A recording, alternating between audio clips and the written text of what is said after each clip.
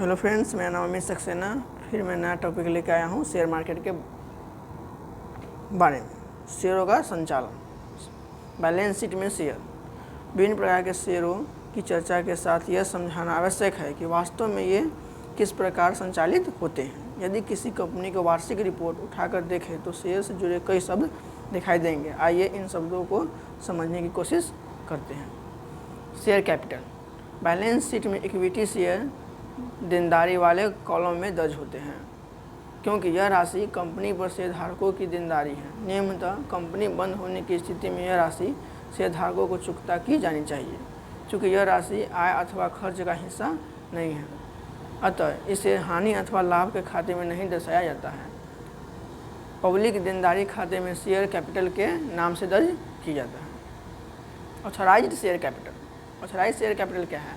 Balance sheet में share से जुड़ा एक और नाम होता है ऑथराइज शेयर कैपिटल, आधिकारिक शेयर पूंजी। यह कंपनी की कुल पूंजी का वह अधिकतम हिस्सा है जो कंपनी शेयर जारी करके अर्जित कर सकती है। इसकी सीमा पूरी होने पर कंपनी और अधिक शेयर जारी नहीं कर सकती है, जब तक कि उसकी सीमा में वृद्धि नहीं की जाए। कंपनी के मेमोरियल में कंपनी के उद्देश्य के साथ ही उस कंपनी की ऑथराइज कैपिटल पहले से तय की गई होती है। दूसरा महत्वपूर्ण बिंदु है कि शेयर की फेस वैल्यू, मौलिक कीमत कितनी है। शेयर की फेस वैल्यू 10 रुपया, 5 रुपया, 2 रुपया, 1 रुपया हो सकती है। इसके बाद इश्यूड शेयर कैपिटल आता है। Issued capital share, issued capital share अर्थात बैलेंस शीट बनाते समय तक कंपनी कितने शेयर जारी कर चुकी है। ऑथराइज शेयर कैपिटल तथा इश्यूड शेयर कैपिटल का अंतर यह दर्शाता है कि कंपनी मेमोरियल के तहत और कितने शेयर जारी कर सकती है। ज़्यादातर मामलों में इश्यूड शेयर कैपिटल कम रखा जाता है, क्योंकि कंपनी एक बार में ही अपनी पूरी सीमा ऑथराइज शेयर कैपिटल को ख़त्म नहीं करना चाहती, इसलिए कुछ भाग की उपयोग में लिया जाता है। कंपनी के बैलेंस शीट में इन आंकड़ों के अलावा पिछले वर्ष के आंकड़ों भी कोष्ठक में रखते हैं। इससे यह अनुमान लगाने में आसानी रहती है कि गत एक वर्ष में कितना परिवर्तन आया। Subscriber capital. सब्सक्राइबर कैपिटल को जानते हैं। सब्सक्राइबर कैपिटल क्या है? इश्यूड शेयर का वह भाग जो निवेशक द्वारा लिया गया है या सब्सक्राइबर किया जाता है, सब्सक्राइबर कैपिटल कहता है। जब इश्यू किए गए सभी शेयर निवेशक द्वारा ले लिए जाते हैं तब इश्यूड व सब्सक्राइबर कैपिटल समान होंगे। इससे शेयर की कुल संख्या का अनुमान होता है कि कितने शेयर इश्यू किए गए हैं और निवेशक ने कितने लिए।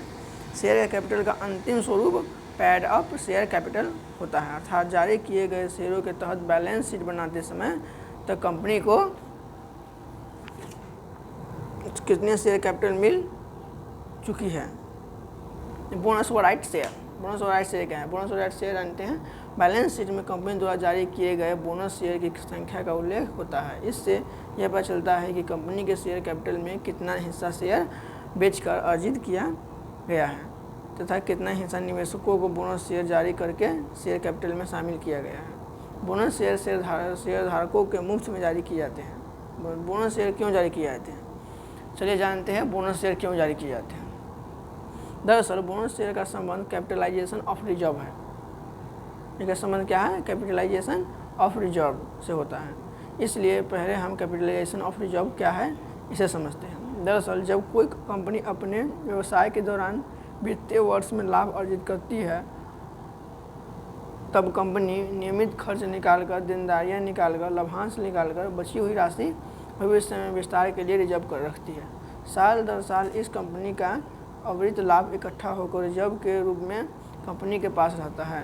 कंपनी अपनी नीतियों के अनुसार सरकारी कानूनों में तहत बोनस इश्यू जारी करके इस रिजर्व पूंजी के कुछ भाग का कैपिटलाइजेशन पूंजीकरण करती है। इस प्रक्रिया में तत्कालीन शेयरधारकों को उनके शेयर के अनुपात में बोनस शेयर जारी किए जाते हैं। इसे बोनस इश्यू कहते हैं। इस प्रक्रिया में कंपनी का रिजर्व फंड इक्विटी में परिवर्तन होता है। वस्तुतः यह मात्र एक बुल एंट्री है। बोनस शेयर पर कोई कीमत नहीं वसूली जाती है तथा शेयरधारकों की संख्या भी अपरिवर्तित रहती है। इस प्रकार शेयरधारकों का अनुपातिक स्वामित्व भी अपरिवर्तित रहता है। हाँ, यह हो सकता है